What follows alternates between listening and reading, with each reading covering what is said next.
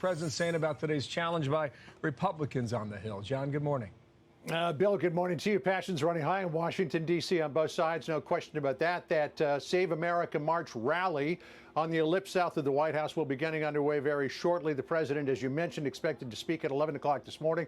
That rally sending a message to Congress as it considers certifying the Electoral College vote back on December the 14th.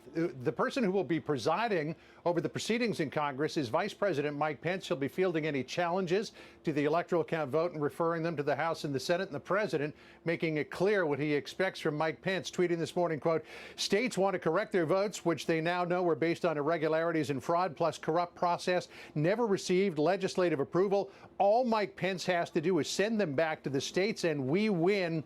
Do it, Mike. This is a time for extreme courage." President Trump and many Trump supporters believe the vice president has the authority to unilaterally accept or reject slates of electors that are presented to him, but the vice president does not have that authority under the Electoral Count Act to unilaterally accept or deny slates of electors that have been certified and signed by a state governor. The New York Times reports that at lunch yesterday, Pence told the president as much, prompting the president to put out this statement via his campaign. The New York Times report regarding comments Vice President Pence supposedly made to me today is fake news. He never said that. The vice president and I are in total agreement that the vice president has the power to act. Our vice president has several options under the U.S. Constitution. He can decertify the results or send them back to the states for change in certification. He can also decertify the illegal and corrupt results and send them to the House of Representatives for the one vote, one state tabulation.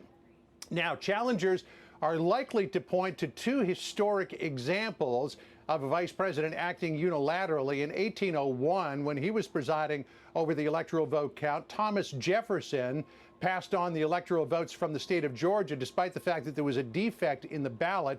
There was a missing page, but no one disputed the fact that Jefferson had won Georgia over John Adams. The other was in 1961, when Richard Nixon, then vice president, was presiding over the electoral count certification. There were two slates, competing slates of electors from the state of Hawaii.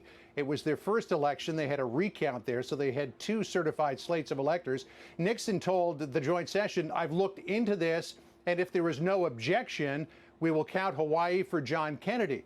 There was no objection, so that count was entered into the record. But Nixon did not act unilaterally. Now, it is possible there will be competing slates of electors presented today, but the only ones that will be accepted are ones that have been certified by a state governor, and there are no competing slates of electors that have been certified. The vice president's office says Mike Pence will act today with fidelity to the law and the Constitution, but Bill, it's going to be a long process. It is expected that this will not be fully done until sometime tomorrow, so we've got a long day and night ahead of us. Bill? Indeed, we do. And also, John, we're going to be covering a lot of that today when it gets underway early afternoon. Thank you for your reporting. Check back with you a bit later today. John Roberts, thanks.